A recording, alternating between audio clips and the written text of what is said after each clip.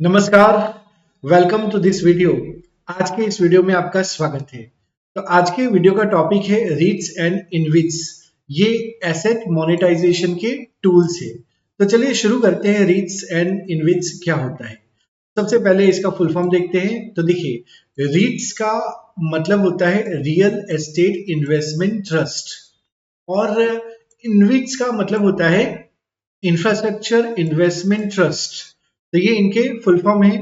तो Ritz basically real estate के लिए होता है और इनविट्स बेसिकली इंफ्रास्ट्रक्चर के लिए एक ट्रस्ट बनाया हुआ होता है। चलिए इनके मतलब की बात करते हैं कि बेसिक मतलब क्या है। तो जो रीट्स है, रियल एस्टेट इन्वेस्टमेंट ट्रस्ट, ये इन्वेस्टर को अर्न करने का एक मौका देता है, पैसा कमाने का एक मौका देता है।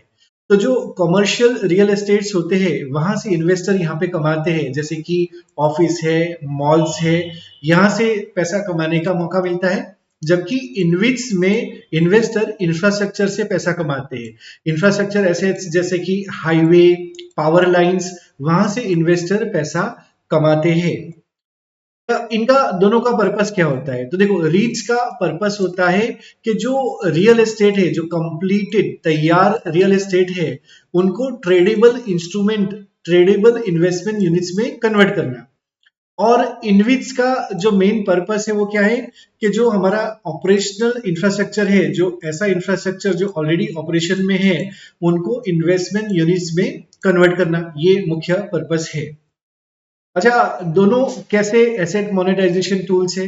देखिए, दोनों रीट्स एंड इनविट्स, दोनों जो ऑलरेडी बिल्ड एसेट्स होते हैं उनके मनी वैल्यू को अनलॉक करने का काम करते हैं, उनको मोनेटाइज करने का काम करते हैं। इस प्रोसेस को ये कैसे काम करता है, तो ये एसेट्स को कैश में कन्वर्ट करता है, इसीलिए इसे एसेट मोनेटाइजेशन कहा जाता है। तो चलिए मतलब बात करते हैं कि कैसे ये होता है। तो देखो, यहाँ पे क्या होता है कि जो सरकार है या फिर जो कंपनी है, वो एसेट के राइट्स को ट्रस्ट को बेच देती है। मतलब एसेट नहीं बेचती, लेकिन एसेट के जो राइट्स होते हैं, एसेट को यूज करने के, ऑपरेट करने के राइट्स होते हैं, उसे ट्रस्ट को बेच देती है। और उसके बदले में उसे अपफ्रंट कैपिटल मिलता है, तुरंत पैसा मिलता है, कैपिटल मिलता है। और ये जो मनी जनरेट होता है उसे रीयूज किया जाता है ताकि नया प्रोजेक्ट बिल्डअप कर सके, नया प्रोजेक्ट जो है वो कंस्ट्रक्ट कर सके। तो नए प्रोजेक्ट में उसे री इन्वेस्ट किया जाता है।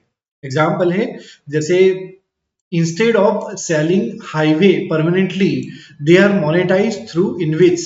के कोई हाईवे है तो सरकार उसको बेचती नहीं है, लेकिन क्या करती है, इनविट्स के माध्यम से इससे मोनेटाइज करते, इस हाईवे को मोनेटाइज किया जाता है। तो हाईवे भी नहीं बिका, लेकिन हाईवे के राइट्स कुछ समय के लिए किसी कंपनी को दे दिया और पैसा जनरेट हो गया।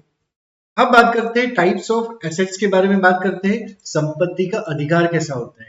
तो देखो, रीट्स जो है वो मेनली रियल एस्टेट प्रॉपर्टी में इन्वेस्ट करता है, जबकि इन्वेस्ट जो है, इनविट्स ये इंफ्रास्ट्रक्चर प्रोजेक्ट में इन्वेस्ट करता है। एग्जाम्पल, तो एग्जाम्पल की बात करें तो देखो, रीट्स जो है रियल एस्टेट इन्वेस्टमेंट ट्रस्ट, तो रीट्स के एसेट्स में क्या क्या आता है, तो ऑफिस बिल्डिंग्स आती है, आईटी पार्क्स आता है, मॉल्स आते हैं, होटल्स आते हैं, ये इनसे डील करता है। जबकि इनविट्स होता है, उसमें क्या आता है, तो इनविट्स एसेट्स में highway, power transmission lines, pipelines, railway assets, ये सब आता है। अच्छा, कौन इन्वेस्ट कर सकता है इन दोनों दोनों एसेट्स में, कौन इन्वेस्ट कर सकता है दोनों ट्रस्ट में। तो दोनों ट्रस्ट में, जैसे रीट्स एंड इनविट्स है, इन दोनों ट्रस्ट में रिटेल इन्वेस्टर इन्वेस्ट कर सकते हैं और इंस्टीट्यूशनल इन्वेस्टर्स भी इन्वेस्ट कर सकते हैं। जो छोटे छोटे इन्वेस्टर होते हैं वो भी पार्टिसिपेट कर सकते हैं इसके अंदर। तो उसके लिए उन्होंने स्टॉक एक्सचेंज में जो लिस्टेड यूनिट है वहां से जो यूनिट है वो खरीदने पड़ते हैं। अच्छा, सोर्स ऑफ इनकम दोनों को क्या है, दोनों का क्या है। तो रीच जो है उसका इनकम मेनली आता है from the rent paid by the tenants, के जो मॉल है, जो शॉप्स है, जो कमर्शियल पार्क्स है, उसका जो रेंट आता है वो इनकी मेनली इनकम होती है। जबकि इनविट्स का मेन इनकम क्या होता है, तो जो इंफ्रास्ट्रक्चर का, जैसे हाईवे है तो वहां पे टोल है, यूजर चार्जेस है, गवर्नमेंट पेमेंट्स है, सरकार कभी कभी पे करती है, तो ये इनकम होता है इनविट्स का।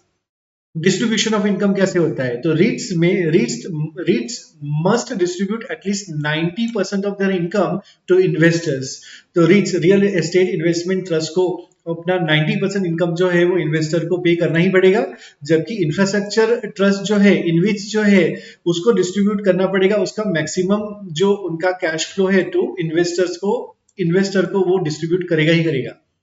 तो ये दोनों डिस्ट्रीब्यूशन ऑफ इनकम हो गया। अब नेचर ऑफ रिटर्न, रिटर्न कैसा है?